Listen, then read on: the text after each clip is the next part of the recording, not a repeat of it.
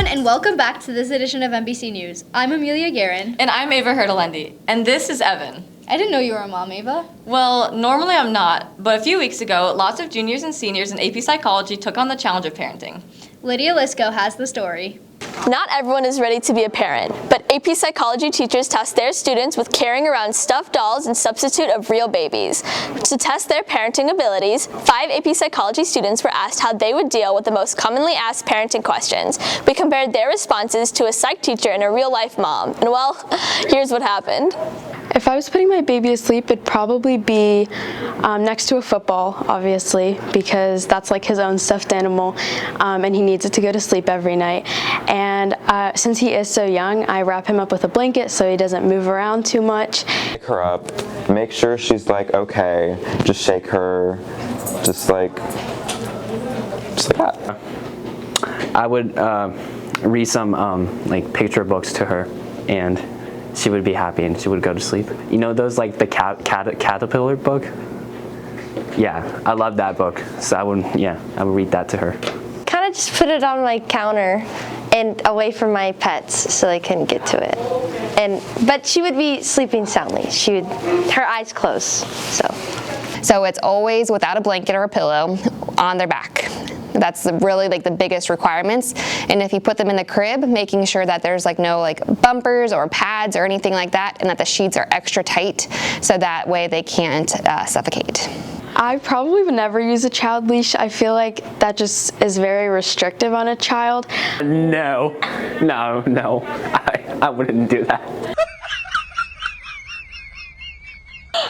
I could never leash my child because I think that just kind of takes away some of their freedom and their ability to explore, and then that inhibits their curiosity. I would get distracted, and then I would be like, oh, where's the kid?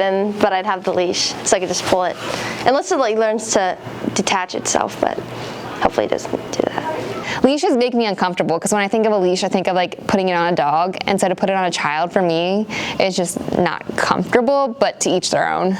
If she was crying, then I'd probably try to figure out why she was crying. So maybe she's hungry or she's upset, or you have to like change her diaper or change her clothes. Maybe she's hot, and then you can just like pick her up and hold her and make her feel comfortable and, you know, establish the basic trust. I mean, it's a toddler. I can't really tell it to shut up, but I'd probably rock it back and forth, or no, I wouldn't give it to someone.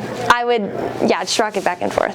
She likes doing this, so I'll probably do this, calm her down, because that's like the only way I know to calm her down. Yeah. If they're laying in the middle of the floor in Target, then we're gonna get them out of the middle of the floor in Target. I would take my child and walk out of the store. Like, I would do my best to maybe try to put the things back that I got, but like, for the most part, just trying to get them out of the situation and try to de-escalate the situation and get them into a safe environment into which they can tell me what's going on and why they're having this temper tantrum.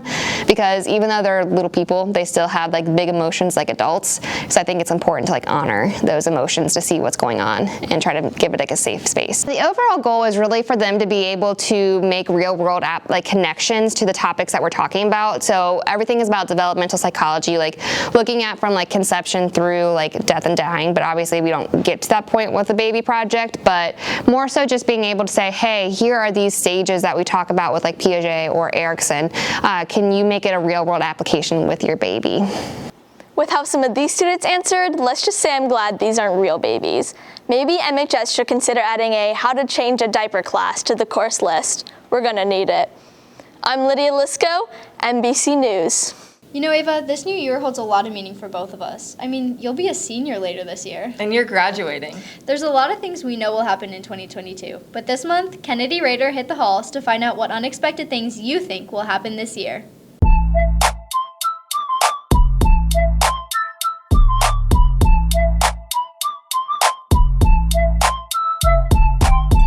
As we're all aware, 2020 and 2021 did not exactly go as planned. But now we're in a new year full of new opportunities, so I want to know what you guys think 2022 has in store for us. Okay. What are your guys' craziest predictions for 2022? That climate change is gonna reverse. So it was really warm in the fall, and it's gonna be really cold in the summer. I hope that's not the case. Amelia, do you know what's crazy? That you can't learn. I think the Queen's next. Next to what? You know. I hope for in 2022 to actually graduate in person Okay. and to actually have a prom. So please, J. Coop. Put your mask on then. Yeah. There you go. The Bengals will win the Super Bowl. Okay. Yeah. Birds will take over the world. Birds? Yes, birds. Oh, like the government bird? What's your craziest prediction for 2022? So I think that when I get home, me and my friend Gavin right here are gonna get victory royales at the new Tilted Towers. That's not really a prediction. But like it is a prediction because it's gonna happen later. The new Fortnite map's gonna come back and we're all gonna be happy. Okay, I hope that you guys are all happy. I predict that a dormant volcano will erupt. Where? Hopefully not here. Hopefully not here. I agree with that one, okay. My prediction is that I will hopefully get better. Because I hope that you're right about that one. me too. Me Good. too. Okay, we got you. Me too. The Simpsons will have something in their show. I don't know. Harry Styles will marry somebody. You? Yes. Yes, me. Harry Styles me. will more- Perfect. Me. Perfect. Okay. What's your funniest 2022 prediction? I'm gonna grow an inch this year. Oh, okay. Yeah. What will that make you? Like 5'2"? 5'2". 5'2". Perfect. Thank you. Okay. I would say probably an asteroid strike. An asteroid. Yeah. Okay. Yeah. Wipe us out like the dinosaurs. We're old enough. Okay. Funny? Elmo might make the news. Elmo? Yes, Elmo. Okay. Okay. Maybe there will be a funny president. A funny president? Yeah. But the next election's not for like 2024. I don't know. The Bengals will be in the Super Bowl. Yeah, I support that one. Who they? Yeah. Yeah, what he said. I don't know. It's better than 2021. So far it is better. Well, I think. Yeah. Well, I don't know about you guys, but I hope nobody here has a crystal ball, because those are some predictions I don't want to come true. Except, of course, the Bengals winning the Super Bowl. Let's see what 2022 really has in store for us. Hopefully, it's better than the past. I'm Kennedy Rader, NBC News. Are you tired of wearing the same old boring clothing every day? If that's the case, come on down to the Comet Zone. Open every day during lunch except for Thursdays. The Comet Zone is filled with many options to have you looking fly every single day. From sweatshirts to t-shirts to jackets, the Comet Zone has clothes for every occasion. Come on down to the Comet Zone for your Mason spirit needs. The Comet Zone, your one-stop spirit shop.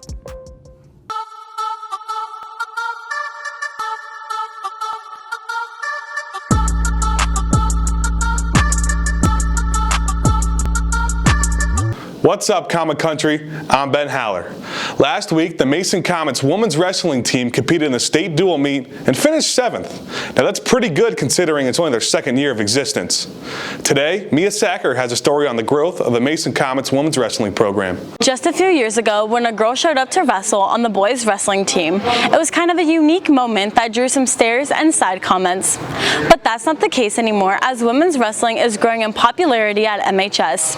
In just its 2nd year of existence, the girls' team has grown in size with a full roster of competitors who have not only broken boundaries but also climbed to the top of the podium. The confidence and work ethic displayed by these wrestlers has head coach Nicholas Maffey elated to watch these girls go from wrestling to skilled wrestlers. So being in our 2nd year as a program, the girls kind of have a higher expectation of what's going on. They've walked into a program like last year it was fresh face, hey, this is fun, where now they've seen the level of competition statewide, and it's given them a new perspective on how to compete and what competition looks like. Last year, it was new, exciting, 20-plus girls.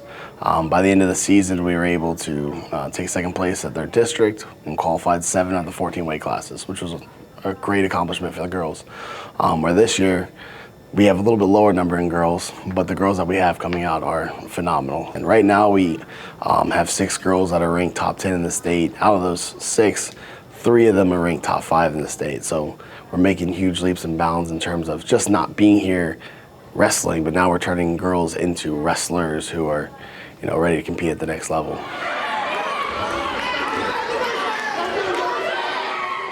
Going from wrestling to wrestlers is something that senior Emma Schatzel is striving for by also being a role model for the underclassmen. So since I've been on the team for 2 years and it's like my senior year, I think that the team is just going to continue to grow. My sister is a freshman this year and she started enjoying the team and she's trying to get like some of her friends to join, and it's really cool because like you can see they want to work just as hard as like the upperclassmen do. The girls are like really driven this year and like they're super focused on trying to be the best, and I feel like we're a lot more successful than we were last year. Although Schatzel has enjoyed wrestling so far, she has had to overcome judgment and perception. I've been judged a lot for wrestling because I was one of the very first girls that started the program, and I sit in the front of lunch and was like, hey guys, come wrestle. Like, yeah, please slam each other on the floor. Like, this is gonna be fun. Like, you're a girl too, so that makes it so much better. And when I was first in there, the guys were like, come on, like, you're in our way. Like, you just want to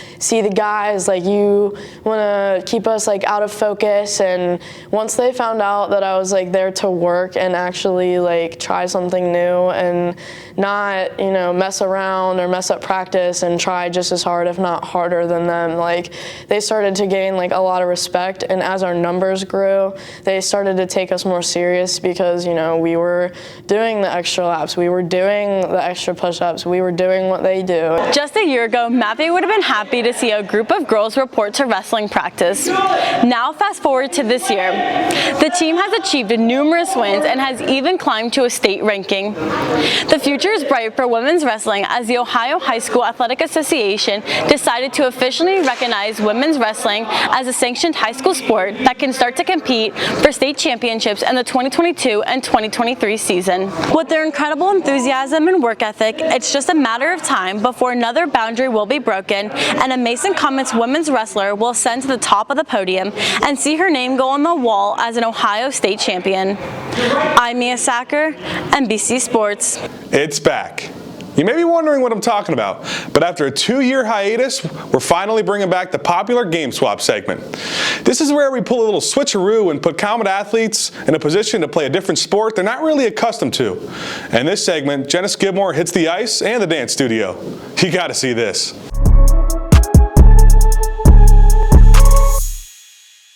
The new year means new changes, but my favorite change has to be that Game Swap is back.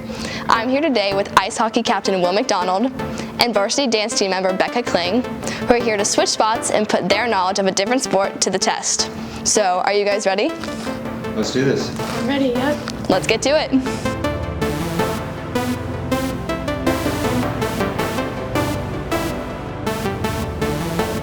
How are you feeling going into this? I'm nervous because I can't walk. Because you can't even walk on them?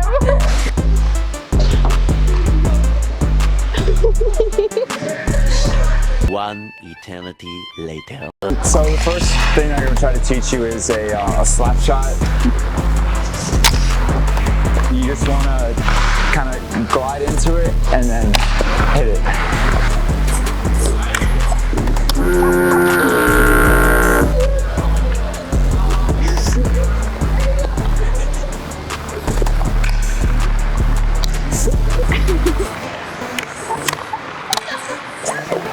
It glides pretty nice, just a little off. Oh no, I can't scoot back. It's kind of like move your hips. Swing. This is ice hockey, not dance. You don't move your hips the same way.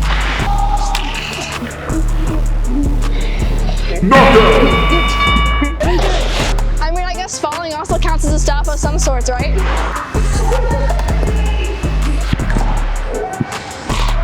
You look like you're trying to moonwalk. Maybe if I just edit the flip in reverse, you can pretend that you did it. I really am You can make falls from back there, it's okay. You get it on the stick, and you flip it like that.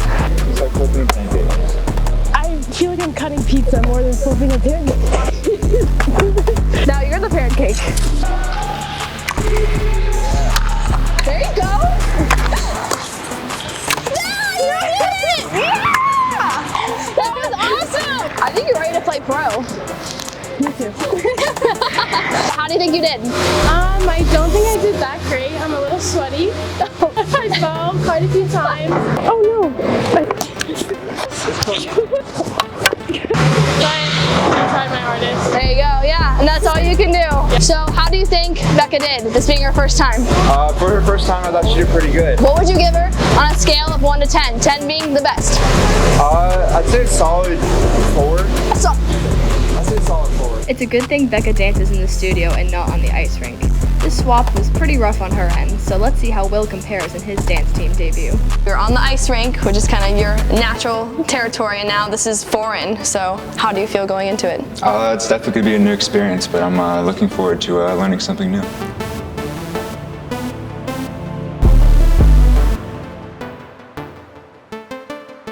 Want to do a toe touch? Like the one where you spread your legs out? Yeah, I can do I've tried that before. I pulled a muscle. You're gonna prep this, and then the plie, and then bring your legs and your arms up. Like this. Yep. That was good. There you go. That was pretty good.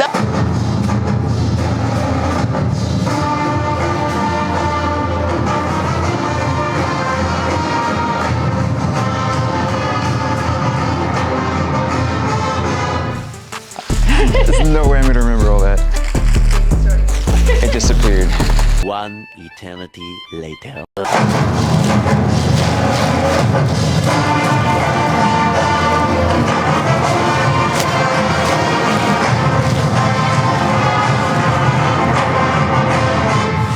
There you go, pretty good. That was pretty good. Oh. Okay. That was a lot of spins. You plie, and then you open to the side there. Okay. You keep going, you can try. There you go.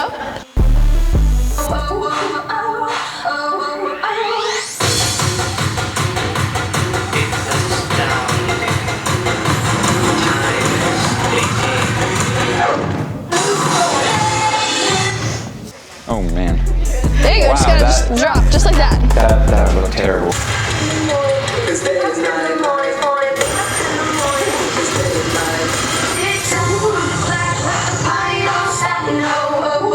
There you go. Yeah, yeah! Beautiful. Truly a work of art. Yeah. That was awesome. So do you think you're ready to join the dance team? I think I'm getting close, yeah. Yeah. A little more practice on my splits. On your splits? Yeah, true. So how would you rate Will on a scale of 1 to 10, 10 being the best? Maybe like a 3.5. Like a 3.5? Yeah. Our athletes seem to have a good time today, right? For sure. Yeah? Would you say this gave you a new appreciation for the sport that you swapped into? Absolutely. Definitely, yeah. Yeah? That's awesome. Well, that wraps up this edition of Game Swap. Be sure to visit us on Instagram at we.r.mbc to vote on what sports you want to see swapped next. I'm Jenna Skidmore, NBC Sports. I'm not sure I could have done much better, but I'm pretty impressed with these athletes, and even Jenna was solid on the ice. That's it for today's sports. Back to Ava and Amelia at the desk.